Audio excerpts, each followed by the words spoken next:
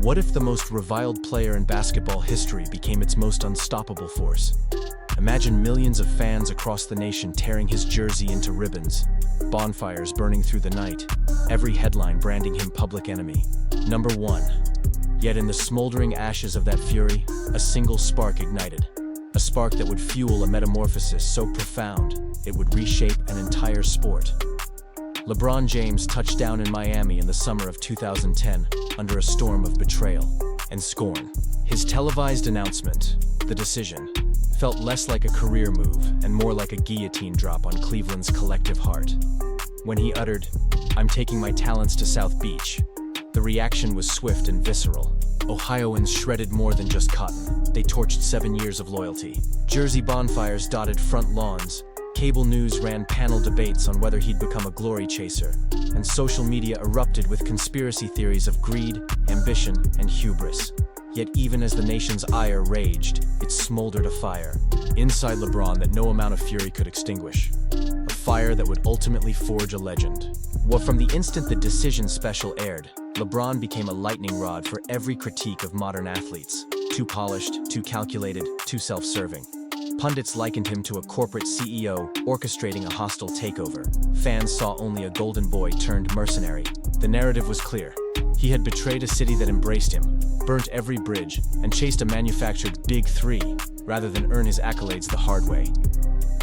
But behind the scenes, while the uproar dominated headlines, LeBron was quietly absorbing every barb, every insult, every doubt. Rather than recoil, he internalized that hate. Every late-night headline became fuel. He didn't hide from criticism, he banked on it. In his mind, if he could survive the harshest scrutiny and channel it into his quest for greatness, he'd emerge not just champion of Miami, but proof that the harshest trials forge the strongest steel. Transition.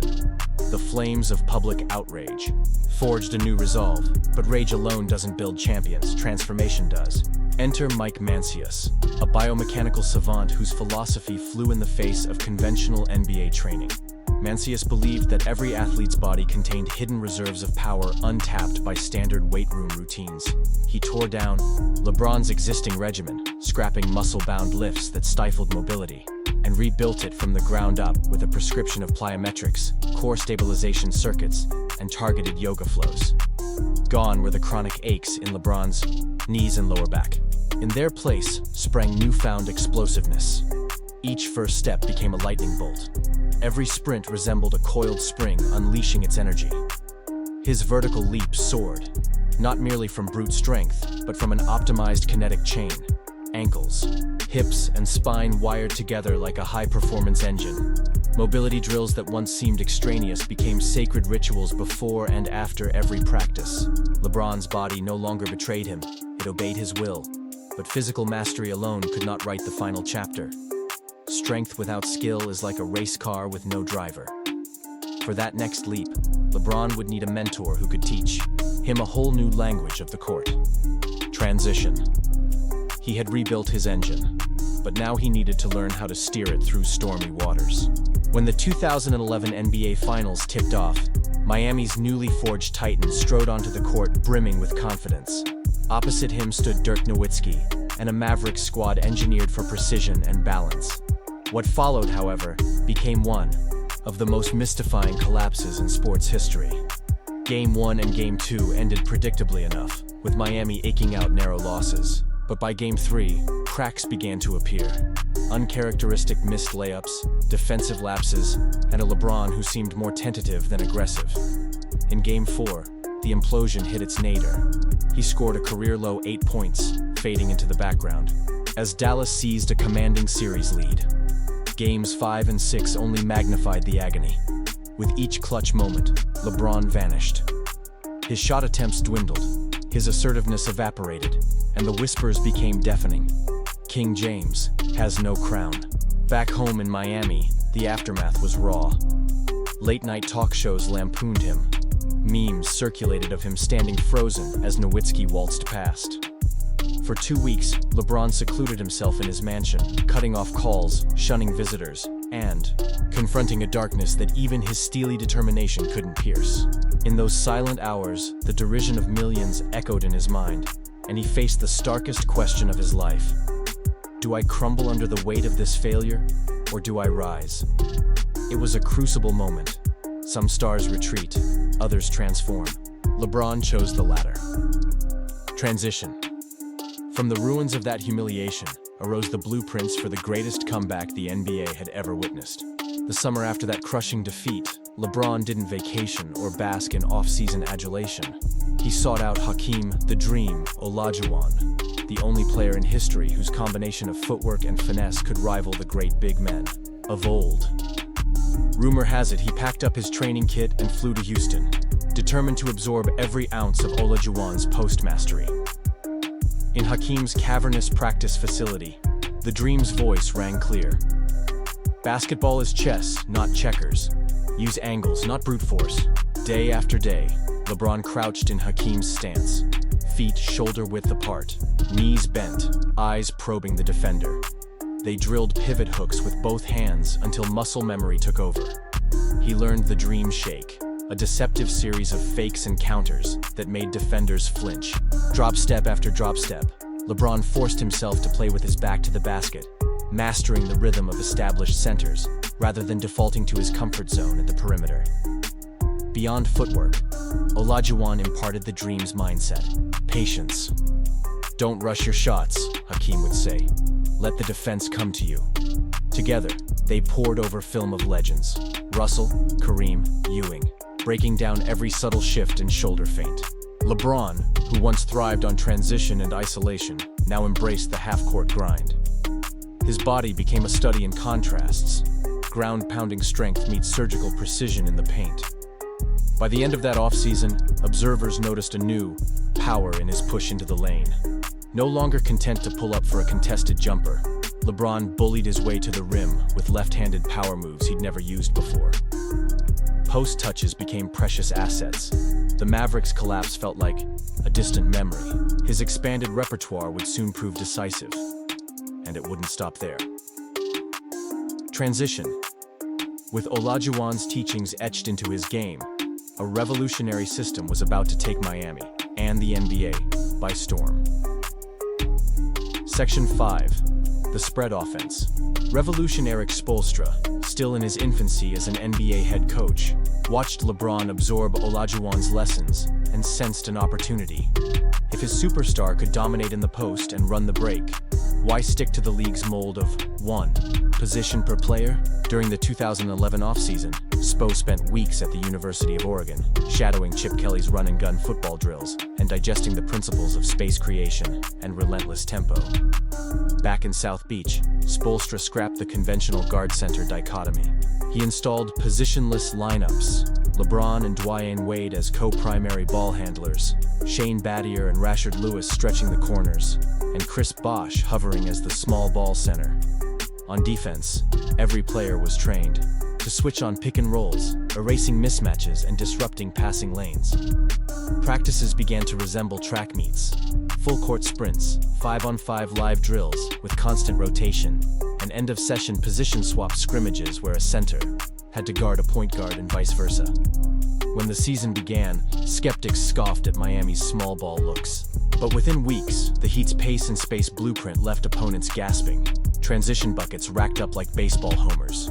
In the half-court, LeBron exploited every gap with post moves learned from Hakeem, or exploded past defenders in pick and rolls.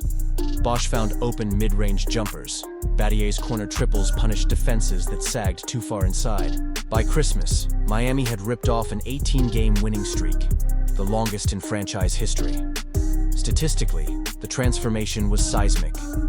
The Heat led the league in points per possession. Switching defenses ranked top 5 in opponent field goal percentage, and LeBron's usage rate soared while his efficiency eclipsed career highs. More than tactics, Miami's approach signaled a paradigm shift. Versatility trumped specialization, and the term position became nearly obsolete. 2012 championship run. The 2012 playoffs tested every champion's resolve. The East, though wide open, featured hungry contenders.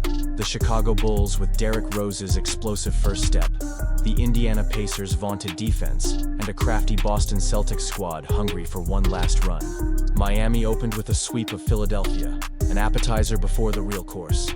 In the second round against Boston, the series went to 7 games. Game 6 in Miami saw LeBron deliver one of his signature finals-defining performances. 45 points, 15 rebounds, 5 assists on 73% shooting, single-handedly dismantling a Celtic rally. "He's playing on another planet," Brad Stevens whispered in post-game film review.